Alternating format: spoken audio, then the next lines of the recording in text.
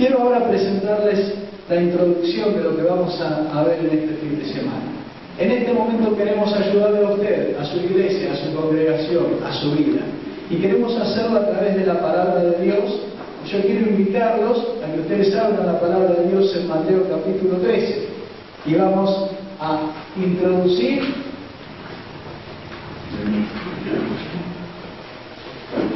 todo lo que vamos a ver en este fin de semana a través de la palabra de Dios.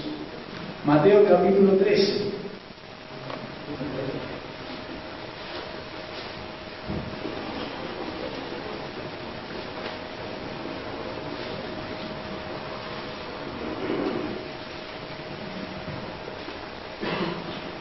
Dice la palabra de Dios en Mateo capítulo 13, versículo 31, otra parábola les refirió diciendo, el reino de los cielos es semejante al grano de mostaza que un hombre tomó y sembró en su campo, el cual a la verdad es la más pequeña de todas las semillas, pero cuando ha crecido es la mayor de las hortalizas y se hace árbol, de tal manera que vienen las aves del cielo y hacen nidos en sus ramas.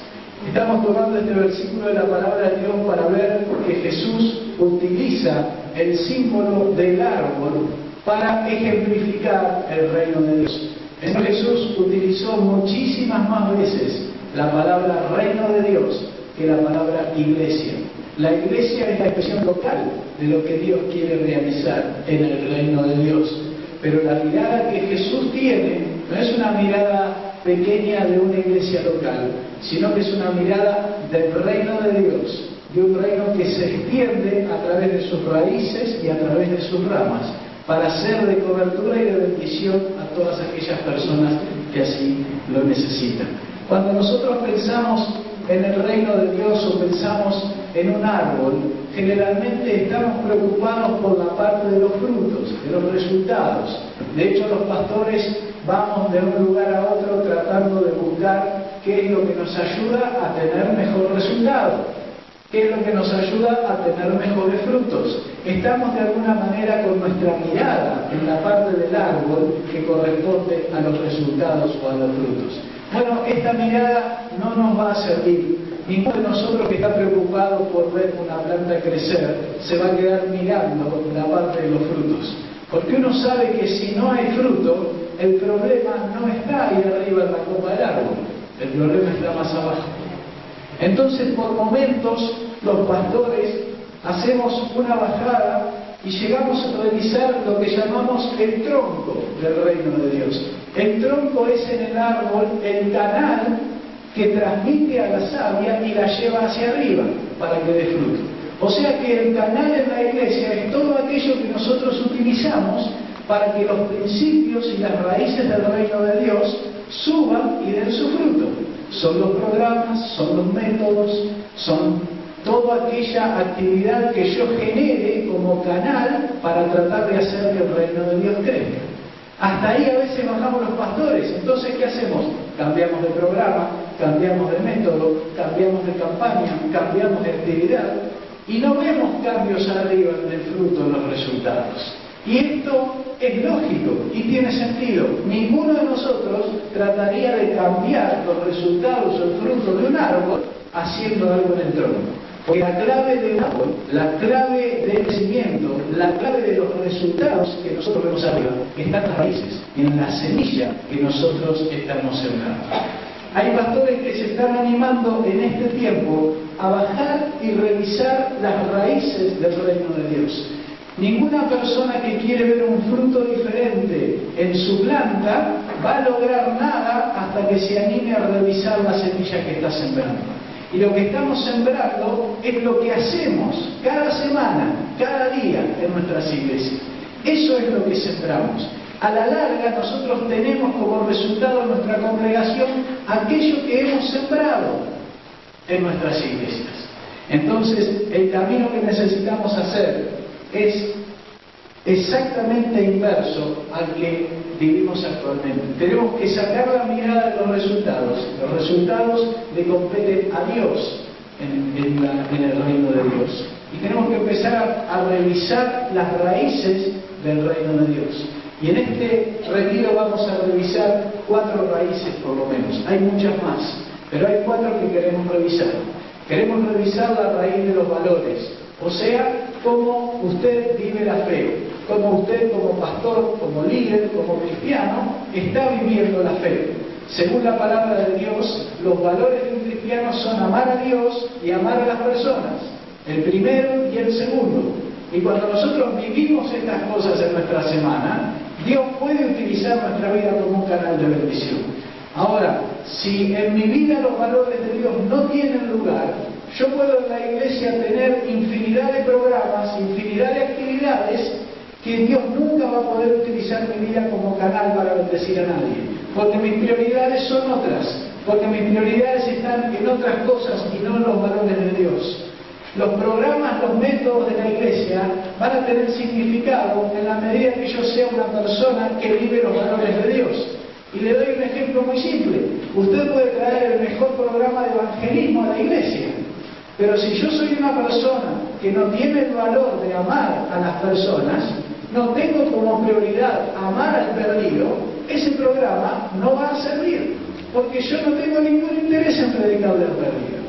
Ahora, si yo traigo un programa de evangelismo a una iglesia malo, pero las personas de esa iglesia viven el valor de amar a la gente, esas personas van a salir a predicar y la gente se va a convertir. Entonces, ¿dónde está la clave? ¿En el programa que utilizo en la iglesia o en los valores que tiene la gente de la iglesia? Mañana a la mañana vamos a estar hablando a fondo de este tema, porque hasta que una iglesia no cambia sus valores, nada cambia en una iglesia. Cuando nos paramos frente a una congregación y vemos a veces 400 cristianos juntos y preguntamos cuántos de ustedes en esta semana han compartido el Evangelio y se levantan solamente 3 o 4 manos, uno se da cuenta de que puede tener una iglesia muy grande en número, pero los valores de toda esa gente no son los que Dios está esperando de esas personas. Así que hasta que la iglesia no revise los valores de sus miembros y haya un cambio en los valores de los cristianos, nada va a ocurrir en una iglesia. El segundo principio que queremos revisar es el de los procesos, es preguntarnos cómo funciona el reino de Dios. Nosotros creemos que el reino de Dios funciona como funciona lo secular y queremos que el crecimiento sea rápido, sea de acuerdo a algo que yo hago, sea de acuerdo a la cantidad de tiempo que invertí. Y la palabra de Dios, como vamos a ver mañana, nos enseña que el reino de Dios tiene sus propios principios para crecer, tiene sus propias formas de crecer, y que yo no puedo como ser humano querer que crezca como a mí me gustaría. El reino de Dios crece como Dios ha estipulado que crezca. Yo lo único que puedo hacer en el reino de Dios es descubrir cómo Dios ha planeado que su reino crezca y sumarme a esa forma de trabajar. No hay otra forma de trabajar en el reino. El reino de Dios no crece porque los cristianos somos personas creativas. El reino de Dios crece cuando los cristianos nos encaminamos en los principios de las cosas que Dios nos ha mandado a hacer. Porque eso es obediencia a Él. Y es en ese camino donde Dios puede dar bendición a la iglesia. En tercer lugar, vamos a revisar la raíz de los propósitos. Esta raíz está fundamentada en Hechos 1:8, donde Jesús dice que Él creó a la iglesia para que sea testigo en su lugar, en otros lugares y hasta lo último de la tierra. Esto es una orden estratégica de Jesús para su iglesia. Si yo como pastor tomo esta orden y la desecho, la idea de fondo es que yo tengo una idea mejor que la del Señor Jesús. Bueno, aquí los pastores nos separamos en 2 bandos. O creemos que la orden de Jesús es la sabia y la que hay que intentar llevar adelante, o elijo una estrategia propia mía para la iglesia.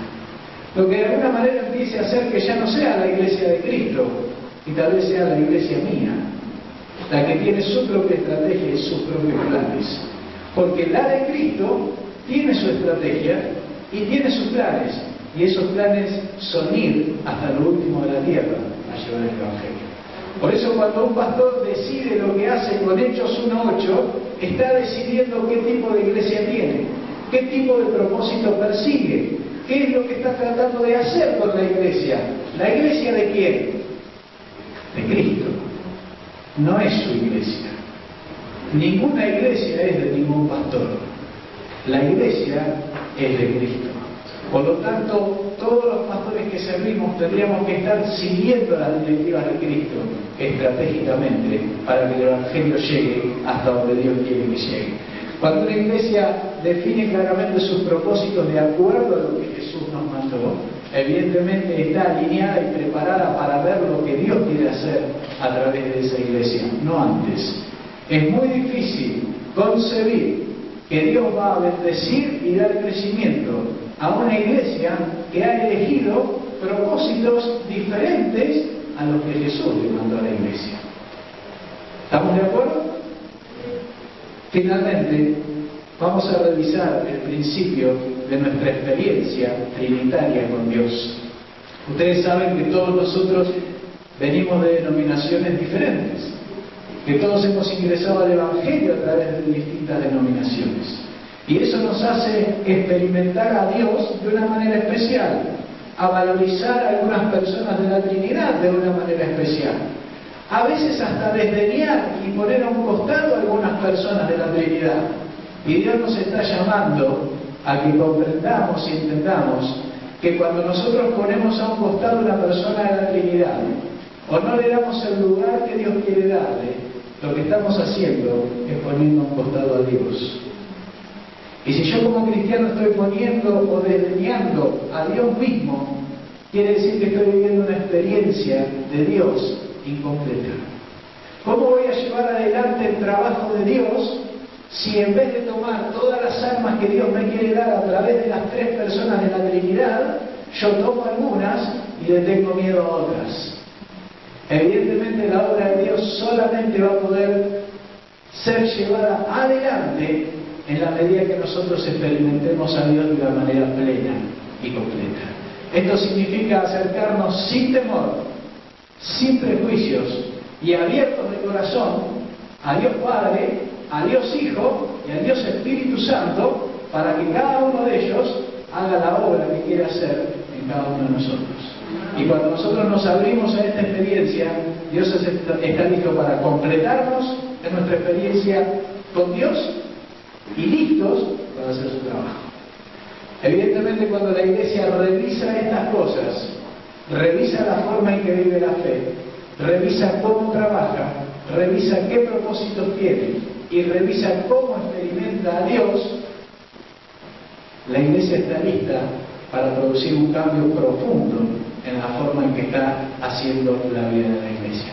Y cuando la iglesia cambia y empieza a vivir de acuerdo a los valores de Dios, empieza a trabajar de acuerdo a cómo funciona el reino de Dios, empieza a trabajar de acuerdo a los propósitos de Dios y lo hace de una manera completa, porque vive una experiencia completa de Dios, evidentemente Dios está preparado y listo para, con esa obediencia, una vez más, como lo ha hecho a través de toda la historia, mostrar su poder en esas personas. Entonces sí, estamos listos para pensar en los programas y en los métodos que podemos utilizar.